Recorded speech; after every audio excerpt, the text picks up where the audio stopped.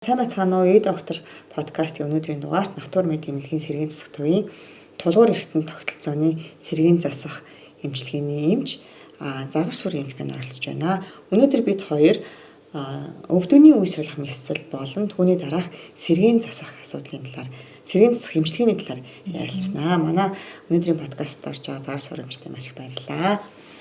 За, өнөөдрийн та бүхэнд баярлалаа. Подкастт урьж оролцуулж байгаад маш баяртай. Толгойр эргэтэн тогтолцооны сэргийн засах эмчилгээний яах аргагүй гол хэсэг нь бол үе солих хаалгаа байдаг. За, үе солих хаалгааны дараах сэргийн засах эмчилгээ бол бас нэлээд түгээмэл хийгддэг сэргийн засах эмчилгээнүүдийн нэг төрөл.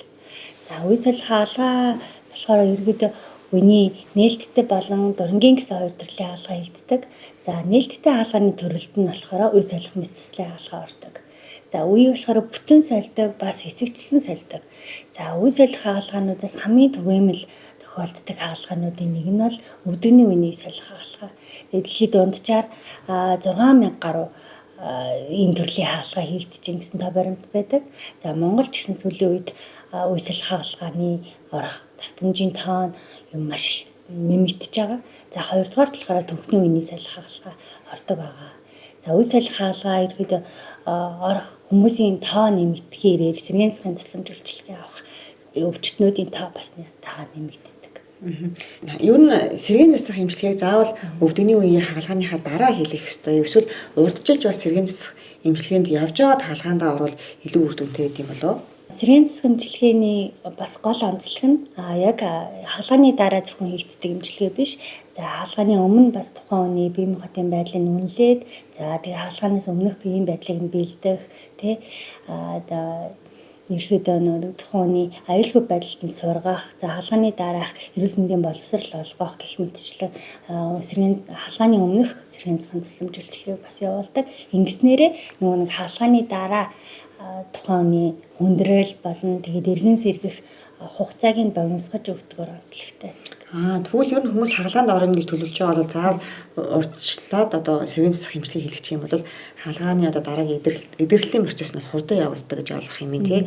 Тэгэхээр энэ дээр ямар эмчилгээнүүд хийгддэг вэ? Яг хаалгаанаас өмнө хаалгааны өмнөх сэргийн засах эмчилгээ хийхээр яг юу байх вэ?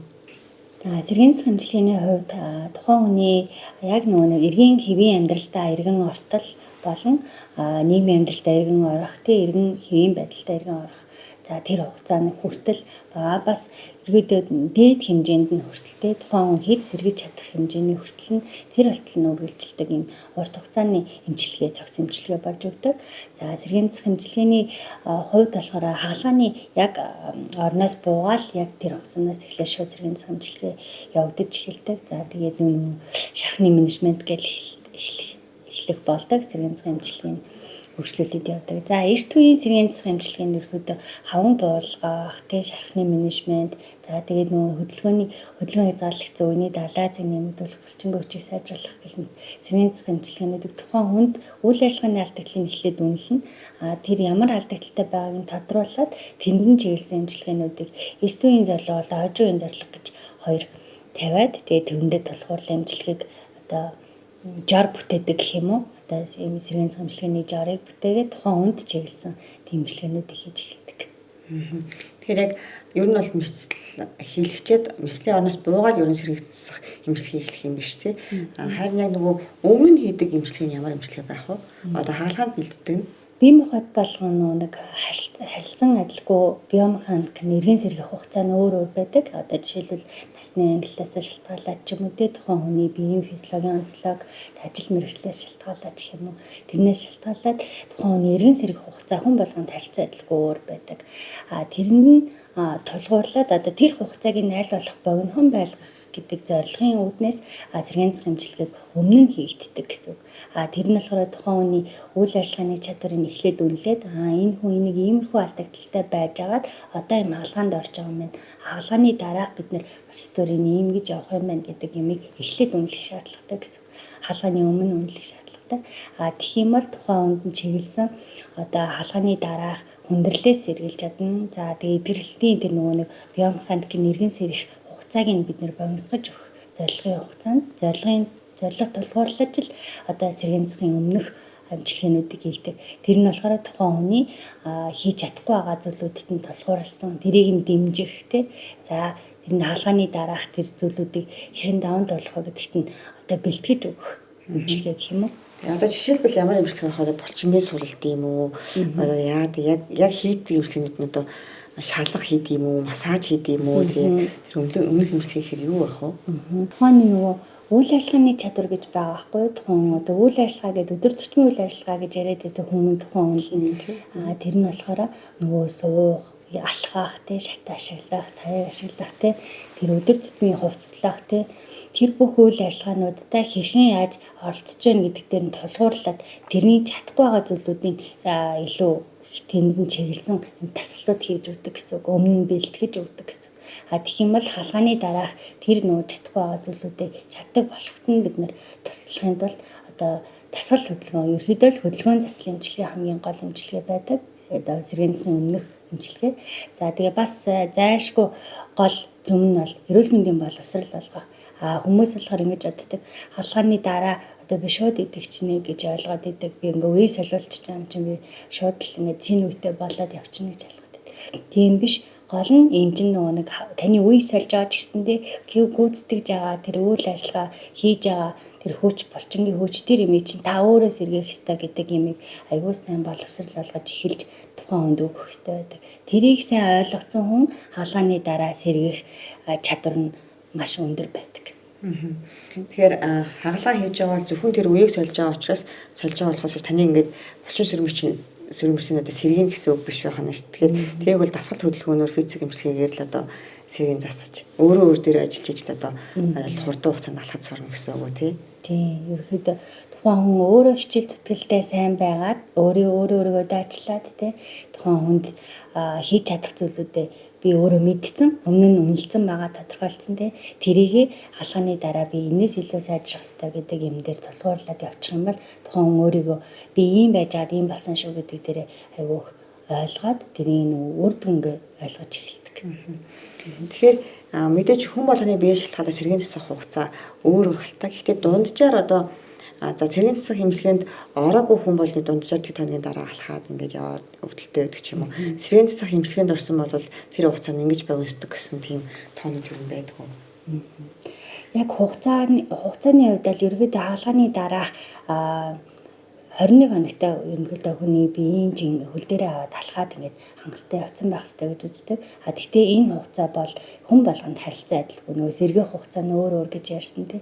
Тэрэн шиг хүн болгонд харилцан адилгүй. Настай хүнч байна, магадгүй биеийн жингийн алдагдaltaй эсвэл ясны сэргэжилтэй ч хүмүүс байх болно. Тэр хугацаа л тухайн хүнээс шалтгаална. Биеийн физиологийн онцлогоос шалтгаална гэсэн үг. Харин сэргээн засах имчилгээ огт хийхгүй байх юм бол тухайн хүний нөгөө хөдөлгөөний далайц нь айгүй хязгаарлагдчихдаг. Тэгэх юм бол нөгөө өвдөг нугасаа хэлбэрээр алхаад ч юм уу тий өвдөг нь хэд тэнийхгүй байгаа гэд энэ нөгөө алхаанаас өмнөх процедур өвдөлт нь арилсан. Гэхдээ өмнөх үйл ажиллагааны чадвар нь яг хэвээрээ адилхан дагаад идэг алхааны дараа. Тэрийг сэргээх нь хамгийн чухал. Хуучин рефлексээрээ одоо алхдаг юм биш үү ер нь тий.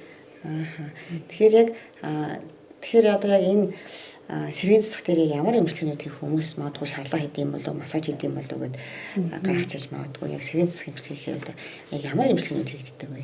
Хаалганы дараа болохоор ерөөдөө тухайн хүний хамгийн гол имчилгээ бол хөдөлгөөн засал имчилгээ байдаг. Тэр нь болохоор тухайн хүнийг хаана очиад юу хийх вэ гэдгийг тодорхойлж өгдөг гэсэн үг байхгүй. Тэр хүн алхаад хөдөлгөөн хийгээд тэр одоо нэг давхраас хоёр давхар гарах ч юм уу тий. Тэрийг бол ингээ хөдөлгөөнөөр бид нэр хөдөлгөөн засал имчилгээгээр хамгийн гол имчилгээ хийдэг гэсэн үг. За хоёрдугаар болохоор физик цахилгаан имчилгээнүүд байгаа. Тэд нар нь бол өвдөлтийн хавангийн буулгах, за мэдээж процедурын дараа зөүлийн эдүүдийн гэмтэл хаван бас байдаг. Тэрэнд нь бол хаван болгох зөүлийн эдүүдийн тэр өвдөлт өрөвслүүдийг намдаах физик цахилгаан шарлага имчилгээнүүд хийгдэнэ. За тэгээд цаашлаад ерөөхдөө хөдөлмөр заслын имчилгээ гэж байгаа. За тэр нь болохоор өдөр тутмын үйл ажиллагаа буюу тэр нөгөө нэг шатаар алхах, хувцлах, оймс хувцсан өмсөх тэр үйл ажиллагаануудад нь хэрхэн яаж сайжрах вэ гэдэгт нь тусалдаг хөдөлмөр заслын имчилгээнүүд гэж байгаа. За тэгээ нэмэлтээр манай дээр бол эллэг барай тийм бусад физик имчилгээнүүд хийгддэг байгаа. Тэгэхээр За зарим эмнэлгүүд бол хажуудаа шууд нөгөө хүн сэргийх эмчилгээтэй байгаад байгаа шүү дээ. Одоо тийм хүн сэргийх тасаггүй газар хагалгаанд орцсон болвол ер нь бол таад юу гэж зөвлөх эмнэлгээсээ гараад шууд одоо ийм хүн сэргийх эмчилгээтэй газар очивол сайн гэж зөвлөдөг. Эсвэл яг энэ тасгал хөдөлгөөнийг тухайн эмчээрээ заалгаж аваад гэрээрээ хийгээд авах бас боломжтой гэдэг юм болов. За сэргийн засгийн эмчилгээний хувьд бол ерөөхдөө яг нөгөө багаар үзүүлдэг тусламж үйлчилгээ байхгүй юу. Тэгэхээр тухайн эмчийн эхлээд хүний үзээд үйл ажиллагааны алдагдлыг тодорхойлоод за тэгэнгүүт тэр хүний оншиг тодорхойлно. Нэг ясанда тэр хүний эмчилгээний жарыг боловсруулж өгнө гэсэн. Тэр боловсруулсан жарын дагуу хөдөлгөөн засалж, хөдөлмөр засалж, хоол зөөч за физик эмчилгээний сувилагч, асрааны сувилагч гэх мэтчлэн багийн бүрэлдэхүүнээрээ тухайн хүн дээр ажиллана. За тэр нь бол хаалганы дараах яг хаалганы процедураас шууд гараад үргэлжлээд явдаг эмчилгээ байгаа. За тэр бол манайд Монголд бол тийм шууд хийгддэг эмчилгээ хийгдэг одоо сэргийн засгийн төвтэй мэдслийн тийм тасагтай газрууд цөөхөн байгаа. За тэгэхээр ер нь бол аль болох хурдан эрт үед л тийм эмчилгээ сэргийн засгийн багийн тусламж үйлчилгээг авах нь чухал юм а гэдгийг бод ирэхэд бас илүү сайн ойлгох хэрэгтэй. Тэгээд физик эмчилгээ сэргийн засгийн эмчилгээ маань ингээд хоцорсон тохиолдолд тэгээ нөгөө аль хэдийн үйл ажиллагааны ингээд хатан гаршаад буцаад ингээд нэг барьцалтаад идэгцэн тохиолдолд тэрийг ингээд сэргээхэд ихэнх хаалгааны ихэнх үеэсээ маш их хугацаа шаарддаг. Тэгэхээр тэр хүнд аль болох эрт орох тусмаа эрт үйл ажиллагаа сайжрна, аль болох ингээд хугацаа нь хойшлоод ингээд орой тусламж сэргийн засгийн тусламж үйлчилгээ авах тусмаа тэр хүнд илүү урт хугацааны эмчилгээ шаардлагатай болдог гэсэн үг.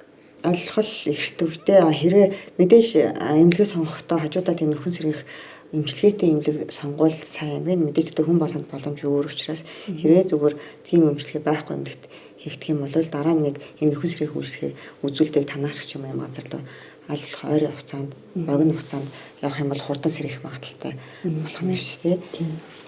Мэдээж хүн болгон хүсэж мэдээж ийм байдалд орохгүй тийм ээ. Тэгэхээр ингэж хагалгаанд орохоос өмнө яаж энийг одоо урьдчилан сэргийлж хамгаалах хэрэгтэй вэ? Ер нь яагаад хүмүүс ингэж ихээр өвдөгний хагалгаанд юу н ордог болчихоо. Тэгээ би одоо хөшрөөрөө ийм хагалгаанд ормооргүй байгаа шүү дээ. Тэгээд яах шигээ.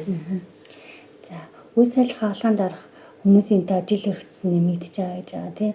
Тэгэхээр энэ одоо яагаад одоо үйл ажиллах мэдсэлэнд ингээд заалтанд хүрэгдэг хамгийн гол шалтгаан хүчин зүйлс нь бол өвдөгний үеийн остеоартрит гэж өвчин байдаг.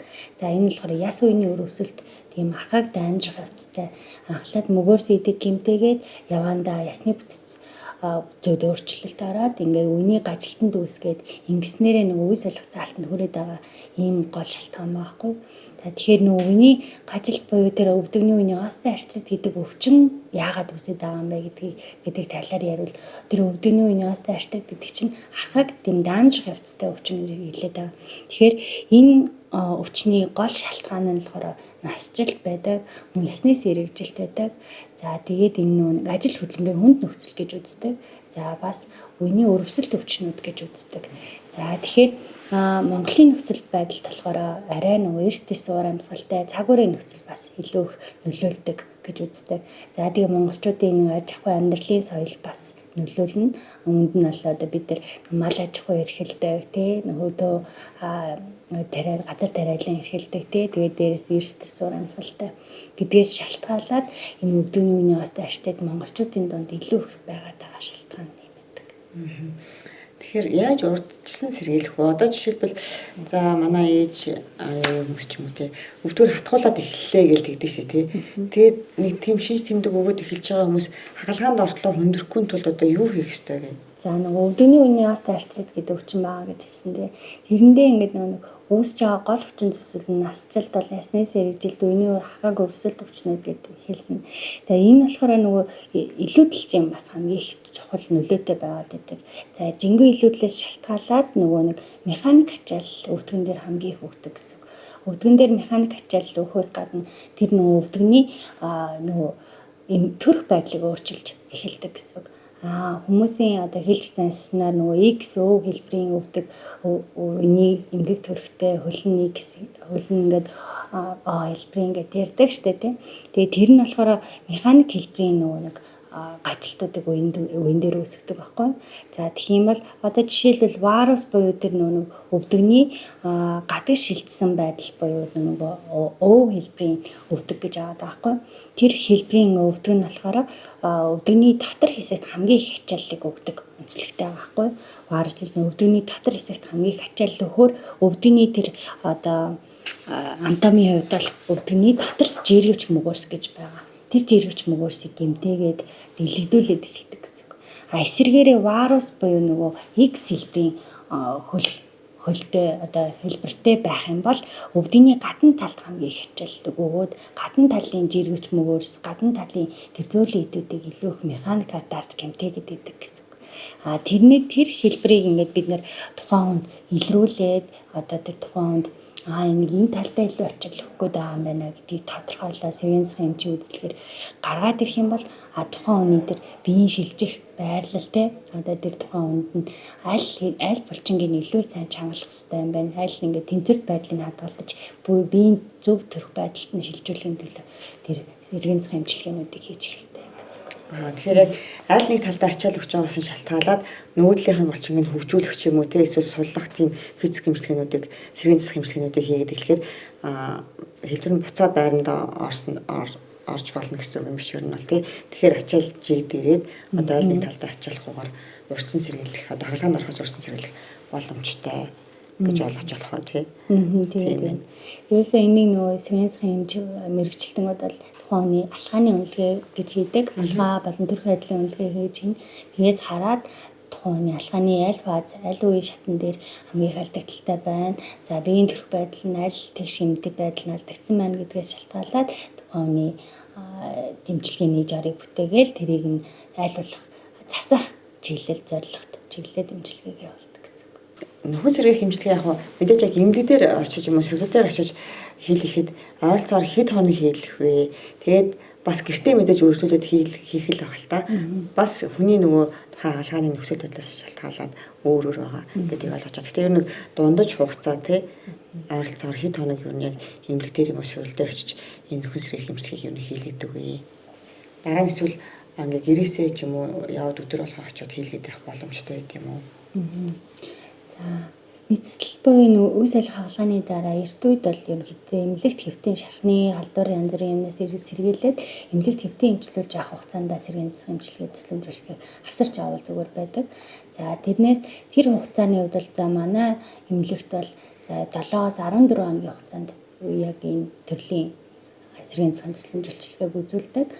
Цаашлаад тэр хүн байнгын эмнэлэгт ингээ байгаад ах боломжгүй учраас гэртээ гэрээрээ бас тусламж үйлчилгээ авахын тулд өдрийн эмчилгээ гэж байдаг. Энэ өдрөөр тусламж үйлчилгээ авах буюу амбулаторийн шатны эмчилгээ рүү шилжинэ. За амбулатор дээр бол одоо жишээлбэл 5 эсвэл 10 хоногийн хугацаанд ингээд нэг өдөрт очиж дасгал хөдөлгөөн тэр хөдөлгөөн заслын эмчилгээ сэргийн засгийн физик эмчилгээнд хамрагдаад буцаад гэртээ ирдэг нэг тийм хоёр төрлийн шат амжилгаар явж бас болдог.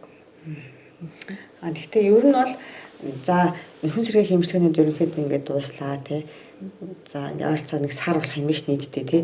Тэрний дараа гэхдээ дасгал хөдөлгөөнөө бол тогтмол хийж иж одоо өвдгөн дээр ачаал бага авах нь чухал бах тий. Одоо амьдралынхаа хэм маягийг өөрчлөх хэрэгтэй болох гэж ойлгоод байна тий. Тэгэхээр энэ эмчилгээ ингээд тухайн хүнд ингээд нэг сар орчим үргэлжилнэ гэдэг ярьж байна.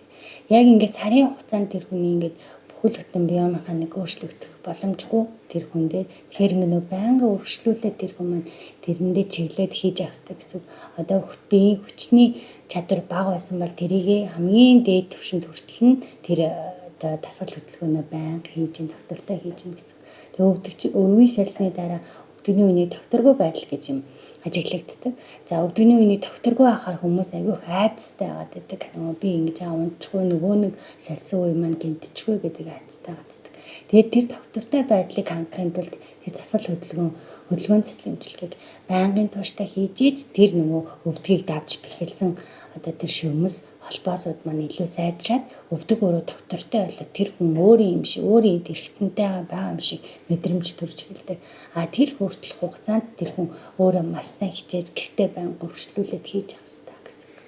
Тийм ээ. Тэгэхээр ер нь бол яг ихэнх хүмүүсийн ойлголт уяа солиулаад хаалханд орчих юм бол ингээл ичид тохиолдсон юм шиг зүгээр өчнө гэсэн ойлголттой байгаад байдаг ш. Тэр нарийн ширийн аяг хаалханд орсон хүмүүстэй хэлдэггүй ч гэх юм уу те.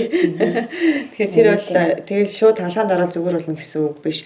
Өөрөөс чинь одоо маш их хичээл зүтгэл гарч иж тэр хиймэл үеийг өөрийн болгож авах юм биш те. Ер нь бол тийм.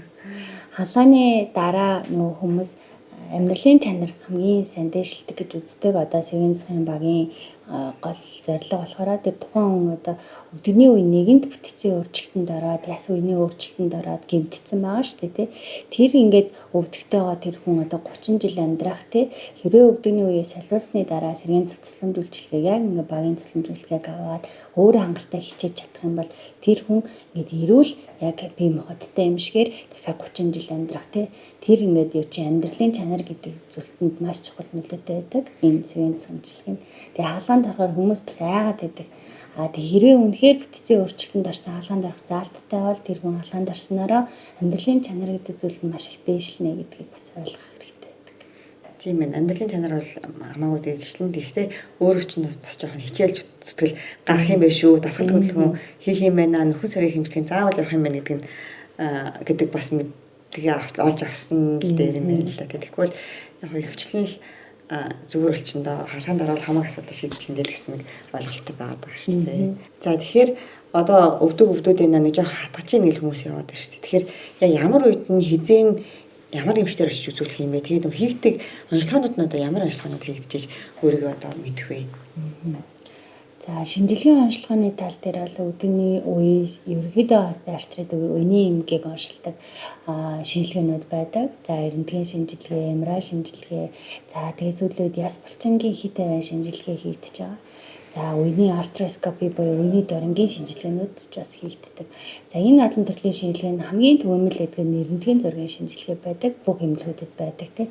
За эрентгийн зурган дээр яс бүтцийн өөрчлөлтөнд орсон гэдгээс шалтгаалаад ангиллууд гарч ирдэг. Тэндээс шалтгаалаад үе шатааг нь харж агаад энэ хүн одоо үений хаалганд авах заалттай үгүйг тодорхойлдог гэсэн.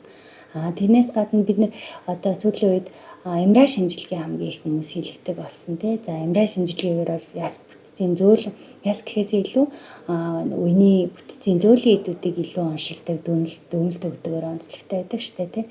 За тэгвэл MRI шинжилгээ бас яг өртөг өндөртэй хүн болгон хийх боломжгүй тий. Тэгээл өвдөг гэх болгонд л MRI тавьчил үзүүлээд байх. Үнэхээр зөв ч юм уу буруу ч юм уу гэж хүмүүс их асуудаг л да. За тэгэхээр MRI шинжилгээнээс улдаар бас яс булчингийн хит авийн шинжилгээ гэж байдаг. За энэ нь болохоор энгийн хит аваа одоо бид нар хөвлийн эхо гэдэг шиг энгийн хөвлийн эхотой адилхан тийм ямарч хор нөлөөгүйгээр үений тэр зөөлийн эдүүдийг илүү бүтцийг нь ямар байна вэ? Өөрчлөлтөнд орж уу тий эмгэг өөрчлөлт байна уу? Үений өөрчлөлт байна уу? Өрөвсөл байна уу гэдгийг тодорхойлох боломжтой хамгийн энгийн шинжилгээний арга байдаг. За манай тэр төв амлалтаар болон хойд төв хэвтэн эмчилгээг дээр яс булчингийн хит авийн шинжилгээг сэргийн засгийн эмчнэр маань хийдэг. За энэ дээр тулгуурлаад бол тухайн хүний зөөлийн эдүүд нь хэр бүтцийн өөрчлөлт гэмтэх байна вэ гэдгээс шалтгаалаад эмчилгээний бас тактикууд нь өөр байдаг. Тэгээ хүн болгоны үений хаалганд орох албагүй гэдгийг тэгээ ерөөдөө хүн болгоно мэдээлэл чанараар одоо оншилж өгдөг гэсэн үг байхгүй юу? Тэгэхээр аль бүтцийн өөрчлөлтөнд эмгээг нь ихэнх шатандаа байна уу, бага шатандаа одоо бүр их үе солихоор хэмжээний заалтанд орж уу гэдгийг энэ шинжилгээгээр тодорхойлох боломжтой. Хэрвээ заалтанд ороогүй одоо үе солих заалтны хэмжээнд хүрээгүй байх юм бол тухайн хүнийг өөр эмчилгээний аргуудыг сонгож хэрэглэдэг үений одоо бусад эмчилгээний аргуудаас эхлээд хэрэглээд явдаг гэсэн үг. Хаалганд орох яг заалтгүй. Гэхдээ өвдгөн дээрээ асуудалтай байгаа хүмүүст бас нөхөн сэргийн хэмжлэгийг хийдгүү. Тийм өвдөгний эн чинь болохоор нөө хаалганд одоо бүр остеоартрит буюу яс үений өрөвсөлийн яг 4-р үе шатанд орсон тохиолдолд хаалганы заалт гэж үздэг байхгүй. Тэгэхээр яг тэрнээс өмнөх үе шатууд буюу өвдөгний үеийн остеоартритын 1, 2, 3 дахь үе шатууд байгаа тийм. Тэр үе шатуудыг одоо хэр хугацаанд энэ архыг тавшингуй явцтай өвчин байхгүй. Тэгэхээр тэр өрөвсөлжид байгаа үе шатуудын хэр удаан хугацаанд үргэлжилж байна гэдгээс шалтгаалаад сэргийн засгийн эмчилгээнүүд нь өөр байгаад байдаг. Одоо 1-р үе шатанд бол тэр тухайн хүний өдөөний үений бүтцийн өөрчлөлтийг нь орж эхлэх одоо 1-р үе шат учраас аль болох хүчийн сайжруулах чиглэнэ гэдэг юм уу тий. Чинээс болоод тэгээ сэргийн засгийн эмчилгээ хийгдэнэ. Тийм ээ. Бүгдэн дээр нь л ер нь бүх үе шатн дээр л хийгдээд бас урьдчилан сэргийлэх арга хэмжээ авах боломжтой юм биш тийм. Оо зай. Ер нь бол заавал хүндэрсэн онны шалах баг үе шатнаас нөвдөнд одоо ямар нэгэн шинж тэмдэг илэрлэл бол нөхөн сэргийлэх эмчилгээнд орох юм бол эртүүдээр нь урьдчилан сэргийлээд явах боломжтой гэж ойлгож байгаа зөө. Тийм. Урьдчилан сэргийлнэ гэдэг чинь тухайн одоо өвдөгний үений одоо өрөвсөл янз бүрийн юм өвчнөөс бид нэр урьдчилан сэргийлнэ. За өвдөхөөс нь бас урьдчилан сэргийлээд сэргийн засгийн эмчилгээнүүдээ авдаг гэсэн. Одоо тэгээ залуучууд ч хүрт гэлтгөө хүмүүс үе өвдлөө гэж ярьдаг. Тэгэхээр тэр болгонд өвдөгний үений бас артрит юм байна гэдээ оншилтгүй гэсэн үг байхгүй юу? Тэгэхээр хүн болгон урьдчилан сэргийлээд үзүүлж авах хэрэгтэй. Тийм ээ. Тэгээ ямар нэгэн асуудал гарах юм бол заавал одоо юу гэх юм хаалганд орохоо хүлээхгүйгээр нөхөн сэргийлэх эмчилгээнд ороод урьдчилан сэргийлээд бас яваад авах боломжтой юм ингээд дасгал хөдөлгөөн хийгээд. Гэтэ хамгийн гол нь яг өөрийнхөө онцлогт тааруулсан дасгал хөдөлгөөнөө заалгаад явах нь илүү чухал юм байна гэж ойлголоо. Тийм ээ. Өдөгний үений асуудалтай хэрвээ та өдөгний үений асуудалтай байгаа юм бол яг мэрэгжлийн сэргийн засгийн эмчид хандаад тэгээ үнэлэг онцлогоогоо хэлгээд өөрөө ямар асуудалтай байна гэдгийг тодорхойлоод тэрэндээ чиглэсэн эмчилгээнүүдийг авна гэсэн. Хэрвээ үнэхээр үе солих заалттай бол үе солих хаалгандаа орсноороо амьдралын чанар чинь илүү сайн дэвшлэх боломжтой гэсэн. Одоо энэ нэгэнт бүтцийн өөрчлөлтөнд орсон одоо яс ургацсан янз бүрийн өөрчлөлттэй асуудалтай хүмүүс хилтгэлтэй. Одоо би одоо зүгээр болох хаалганд орохгүйгээр би сайжрах болов гэж асуудаг. Тэгэхээр хаалганд орох хугацааг нь уртасгаж бас болдог. Тэгээд тийм эмчилгээнүүд байдаг. Тэр эмчилгээнүүдээ хэрэглээд ингээд хаалганд орохгүйгээр аль болох өвдөлтгүйгээр удаан ингээд өөрчлөх эмчилгээнүүдийн аргуудыг сонгож олно. Хэрвээ хаалганд орсноо сонгосон бол аль болох эрт сэргийн засгийн тусламж үйлчилгээг авснараа та үйл ажиллагааны чадвар буюу тэр өөртөө үйлчлэх бусдаас хараад бас байдалд ангижрах бүрэн боломжтой шүү. За баярлалаа. Маш их хэрэгтэй мэдээлэл өгсөн тань. Таны цаашдын ажилд амжилт хүсье. За баярлалаа. Намайг урьж оролцуулсанд.